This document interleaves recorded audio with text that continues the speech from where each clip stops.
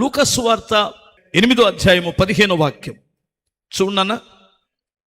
మంచి నేల నుండు విత్తనములు మంచి నేలను అగమ్మాయి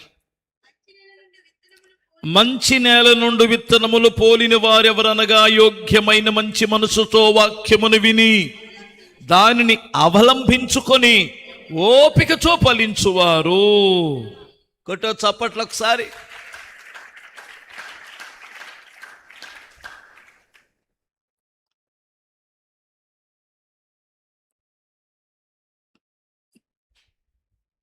యోగ్యమైన మంచి మనసుతో వాక్యమును విని దానిని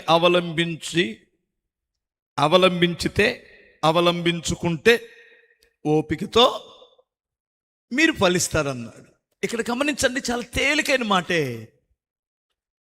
మీరు వాక్యం వినేటప్పుడు మంచి మనసుతో వాక్యం వినాలి. కొంతమంది పిచ్చోళ్ళు వస్తారా ఇంత దూరం ఛార్జీలు పెట్టుకొని టైం వేస్ట్ చేసుకొని ఎక్కడికి వచ్చి వాట్సాప్ చూస్తుంటారు,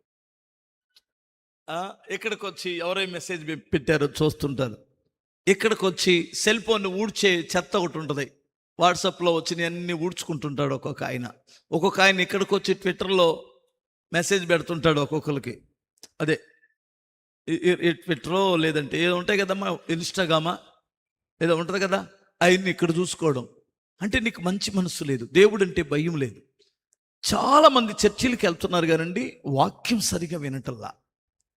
వాక్యము ఎవడైతే మంచి మనసుతో వాక్యం విని దాన్ని అవలంబించుకుంటారో వారు నూరంతలుగా ఫలిస్తారట. అలాంటి వారు దేవుని దృష్టికి యోగ్యమైన వారు. ఎవరు చెప్పండి, దేవుని దృష్టికి ఎవడు యోగ్యమైన వాడు? మంచి మనసుతో వాక్యం విని దాన్ని అవలంబించుకున్న వారు దేవుని దృష్టికి యోగ్యమైన వాడు అన్నాడు. యేసు ప్రభు వారు ఒక ఇంటను ఉన్నాడు, వాక్యం చెబుతుంటే గుంపులు గుంపులుగా కూర్చొని వాక్యం వింటున్నాడు. ఆయన లోపల ఉన్నారు. యేసు ప్రభు తల్లి మిగతా ఆయన సహోదరులు వచ్చారట. యేసు ప్రభు వారి తల్లికి యేసు ప్రభు వారు పుట్టిన తర్వాత మరలా ఆమె యేసు ప్రభు పుట్టేంత వరకు యోసేపు ఆమెను ఎరగకుండెను అని రాయబడి ఉంటుంది. తర్వాత ఆమెకు బిడ్డలు పుట్టినట్లు బైబిల్ సాక్ష్యం ఇస్తుంది. ఆమె బిడ్డలు పుట్టారు ఆ తల్లికి. ఆ సహోదరులు యేసుప్రభు తల్లి యేసుప్రభుని కలవడానికి వచ్చారు. గుంపులుగా జనం ఉన్నారు, వెళ్ళడానికి ఖాళీ లేదు. అప్పుడు యేసుప్రభు వారిని గురించి యేసుప్రభు వారికి తెలియచేయడానికి యేసుప్రభు శిష్యుల్లో అక్కడున్న పరిచారకుల్లో కొంతమంది వెళ్ళి, బోధకుడా నీ తల్లి నీ సహోదరులు వచ్చారు మిమ్మల్ని కలవడానికి అని చెప్పారు. అప్పుడు ప్రభు ఏమన్నారో తెలుసండి, ఇక్కడే ఉంది, చదవండి మీరు కావాలంటే ఆ వాక్యం, దాని సందర్భం అదే. 19వ వాక్యం. ఆయన తల్లియు సహోదరులు ఆయన యొద్దకు వచ్చి జనులు గుంపుగా ఉండుట చేత ఆయన దగ్గరకు రాలేకపోయిరి. అప్పుడు నీ తల్లియు నీ సహోదరులను నిన్ను చూడగోరి వెలుపులు నిలిచి ఉన్నారని ఎవరో ఆయనకు తెలియచేసిరి. అందుకు ఆయన, దేవుని వాక్యమును విని దాని ప్రకారము జరిగించు వీరే నా తల్లియు నా సహోదరులని వారితో చెప్పెను. కొట్టో చప్పట్లో. ఇప్పుడు మీరు ఎంత చక్కగా ప్రభు నిర్మోహమాటంగా ఎంత చక్కగా చెప్పారు చూడండి. ఎవరు నా సహోదరులు, ఎవరు నా తల్లి? నా తల్లి నా సహోదరులుగా ఉండాలంటే ఈ వాక్యమును విని దాని ప్రకారము నడుచువారు నా తల్లియు నా సహోదరులు అన్నాడు. ఇప్పుడు యోగ్యమైన వారు ఎవరు చెప్పండి అమ్మా? వాక్యము వినకుండా అనాలోచనతో ఉండేటువంటి వారు యోగ్యతను కోల్పోతారు. ఆశీర్వాదానికి యోగ్యతను కోల్పోతారు, పరలోకానికి యోగ్యతను కోల్పోతారు. మంచి మనసుతో వాక్యం స్టార్ట్ అయిన వెంటనే చూడండి ప్రియులారా, ఒకసారి మీరు ఆలోచించండి. సినిమా సినిమాకి వెళ్ళినటువంటి వాళ్ళు ఇక్కడ ఎవరు లేరా? ఉన్నారా లేరా? ఎవడైనా ఒకళ్ళు లేస్తే సినిమా వేసిన తర్వాత ఏమంటారు? ఇప్పుడు ఇందాక లేచి ఇద్దరు వెళ్తున్నారు, ఒక్కడన్నా అరిశాడా? నీ ముందు ఒకళ్ళు లేస్తుంటే ఎవడైనా అట్లేసి ఇటు వెళ్తారు కూర్చో అని అన్నారా? సినిమా హాల్లో ఎంత క్రమశిక్షణ కలిగి ఉంటారంటే నాకు ఆశ్చర్యం. ఒక్కడ కానీ లేదు, కూర్చో అని గోల్ చేస్తారండి. ఎవడైనా లేటుగా వచ్చి ఆ డోర్ తీస్తే చాలు, రే ఆ డోరే, అసలు మెంటలు వచ్చేస్తాయి వాళ్ళకి. గుర్తొస్తుందా? హల్లెలూయా. తెగనవుతున్నా, ఎన్ని గుర్తొస్తున్నాయి ఎట్టుంది. విజయలక్ష్మి అనేది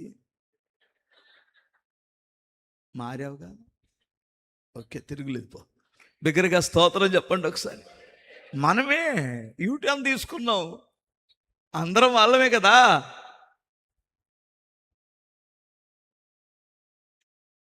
ఒక మనిషి లేస్తే కూడా మనం కూర్చో, ఆడ ఆడ నాశనకరమైన సబ్జెక్ట్ పోతుంది దాటి అనుకొని విన్నామే. ఈనాడు దేవుని వాక్యం వినడానికి ఎంత క్రమశిక్షణ ఉంది. కొంతమంది కొన్ని చర్చిల్లోకి వెళ్తే నాకు చాలా బాధ వేస్తుందండి. కొన్ని స్థలాలకు వెళ్తే తిరుగుతుంటాడు, ఈ కూర్చున్నాడు, వాక్యం విన్నాడు ఏంటుంటాడు. ఒకడేమో దుప్పటం కప్పుకొని పడుకుంటాడు, ఒకడేమో తల కింద అదేంటి బ్యాగ్ పెట్టుకొని పడుకుంటాడు, వాక్యం విన్నాడు. ఒకడు తింటుంటాడు రాక్షసుడు తిన్నట్టు. ఏమండి ఏంటండి ఆ పిచ్చి పనులు?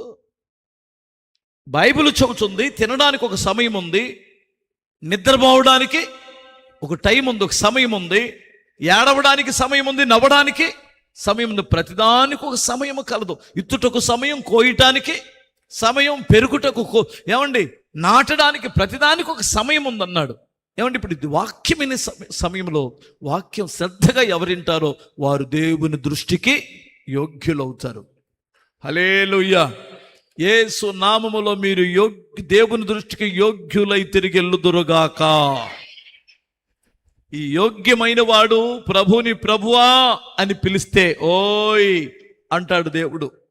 నిజమండి, ప్రభువా అని పిలిస్తే ఏం కావాలి నీకు అంటాడు.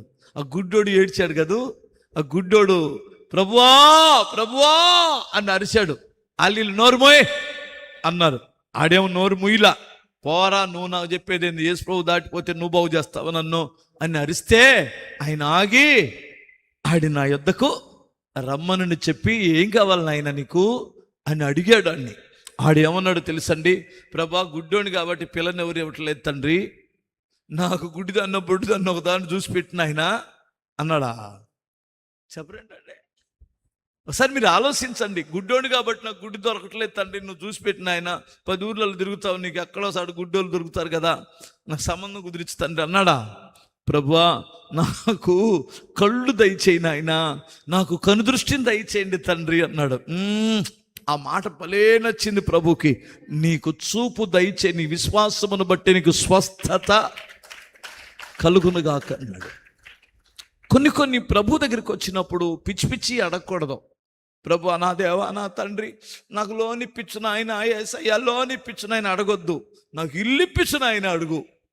నేను నిజంగా చెబుతున్నా, లోన్ కావాలంటే లోను ఇంకోటి ఆయన చూసుకుంటాడు. నువ్వు అడగాల్సింది ఏంటి చెప్పండి? నాకు ఒక ఇల్లు ఇవ్వండి నాయన అని అడుగు. హల్లెలూయా.